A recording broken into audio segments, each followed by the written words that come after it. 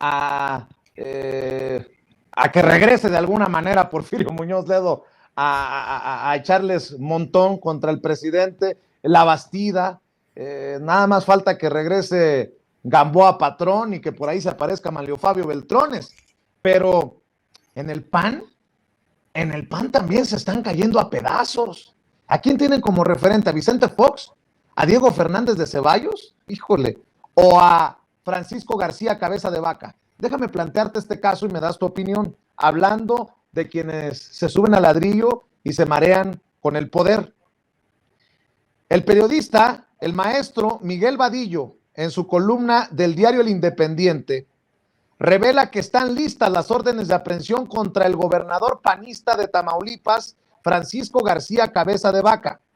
Revela que autoridades de México y de Estados Unidos tienen listas y a la mano las órdenes de aprehensión para ejecutarlas en contra del gobernador de Tamaulipas, el panista Francisco Javier García Cabeza de Vaca, a quien le imputan vínculos con cárteles de México y de Colombia, y que en el caso mexicano habría negociado con la organización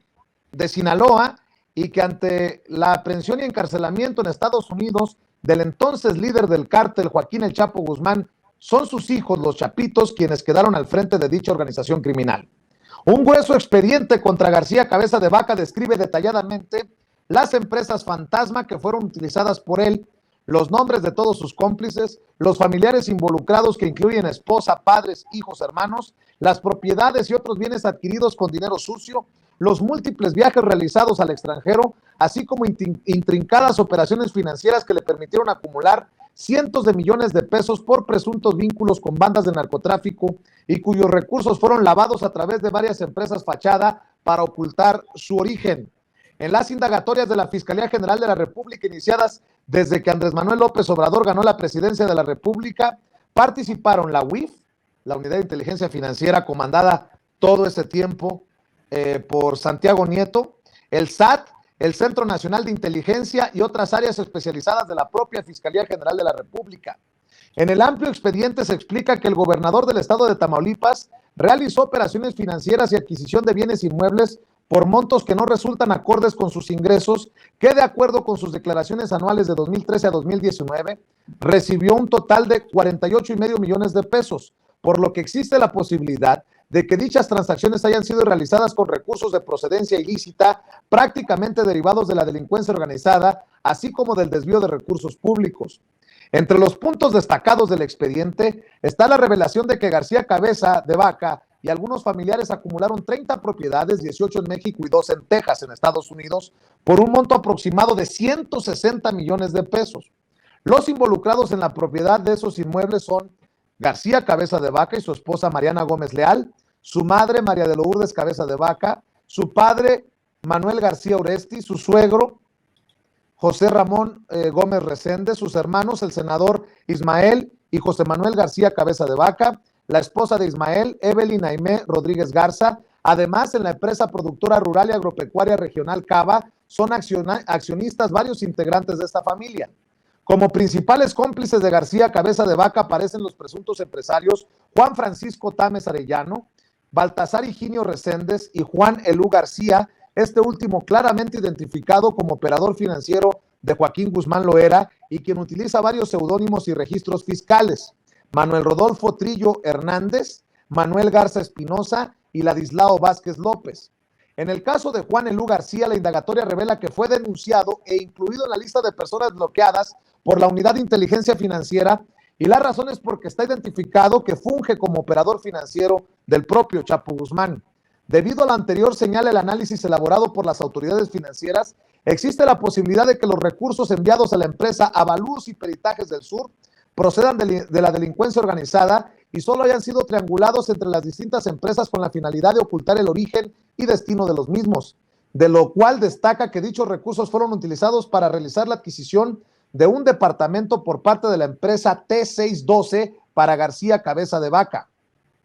De igual forma, destaca el vínculo corporativo que tiene esta última empresa con su accionista mayoritario, Juan Francisco Tames Arellano, quien recibió depósitos entre abril de 2016 y abril de 2017 por un total de 40,097,278 pesos y 9 centavos e hizo retiros por 40,188,441 pesos con 48 centavos. De dichos depósitos identifica a su principal ordenante, Consultores BIRN, por 19,240,000 pesos y cuyo RFC aparece en el reportaje que publica el maestro Miguel Vadillo en el periódico El Independiente. Esta empresa aparece en las listas del SAT definitivos del 14 de agosto de 2019. Adicionalmente recibió 1,400,000 pesos entre agosto y octubre de 2016 de Pant Group SC, la cual también fue incluida como simulador en las listas del SAT. El empresario Tames Arellano recibió entre marzo y mayo de 2018 tres cheques por 48,607,000 pesos, de los cuales 33,553,500 pesos provienen de Baltasar Higinio Reséndez Cantú. Este último aparece en documentos fiscales con actividad de constructor y presenta operativas de 2004 a 2006, en donde se prueba que rompe su perfil transaccional, lo cual no coincide con su historial de operaciones financieras. Entre los movimientos financieros de Reséndez Cantú destaca que ha recibido recursos principalmente de Estados Unidos por 243,168,080 pesos y $470,000, que al tipo de cambio actual equivalen a 9,5 millones de pesos. Esta situación tampoco es congruente con sus operaciones fiscales, ya que sus declaraciones de 2012 a 2018 las registró en ceros. Tampoco se identifican declaraciones informativas múltiples ni de terceros, mientras que se observa que en varios cheques de caja no se localizan las cuentas de las contrapartes, es decir, aquí habría lavado de dinero. Y también el periodista Miguel Vadillo, en la revista Contralínea, publica que con información de inteligencia de Estados Unidos se descubrió que el gobernador de Tamaulipas, el panista Francisco García Cabeza de Vaca, aparece en 17 reportes de actividades sospechosas denominadas SAR, Suspicious Activity Reports, en donde también se hace mención a su esposa, a su madre y a sus hermanos. Sobre esto, el extitular de la Unidad de Inteligencia Financiera, Santiago Nieto, quien hoy ha sido blanco de innumerables ataques, hasta de Roberto Gil Suart, el panista Roberto Gil Suart, uno de los hombres en su momento más cercanos a Felipe Calderón y quien, hay que decirlo, porque podría tener motivaciones hasta personales, es ex esposo de la hoy esposa del doctor Santiago Nieto. Pues dice Santiago Nieto, caerás muy pronto. Así advierte el extitular de la Unidad de Inteligencia Financiera a Cabeza de Vaca, quien asegura es corrupto y que hay pruebas. Santiago Nieto, extitular de la UIF, respondió a las acusaciones del gobernador de Tamaulipas, el panista Francisco García Cabeza de Vaca, quien lo llamó sicario y aseguró que la justicia pronto alcanzará a los corruptos que se han escondido detrás del fuero de servidores públicos. En su cuenta de Twitter escribió: Cabeza de Vaca, ya te vas, en cuyo mensaje asegura que las pruebas son contundentes contra García Cabeza de Vaca y añadió, cumplí con mi función y lo volvería a hacer. Peña Nieto es el autor de las denuncias contra el gobernador panista de Tamaulipas ante la Fiscalía General de la República por delincuencia organizada, lavado de dinero, defraudación fiscal y enriquecimiento ilícito, delitos por los que fue desaforado por la Cámara de Diputados, pero no ha sido detenido por dos controversias constitucionales que la Suprema Corte de Justicia de la Nación resolvería la próxima semana. Mi querido Jaime, hay mucha carnita en esta trama. Por cierto, me corrige nuestro jefe de informaciones, Francisco Tamés, no Tames, Francisco Tamés, uno de los personajes de esta trama en torno a Francisco García Cabeza de Vaca. ¿Cómo ves este escandalito? Fíjate que yo creo que yo acabo aún sin entender muy bien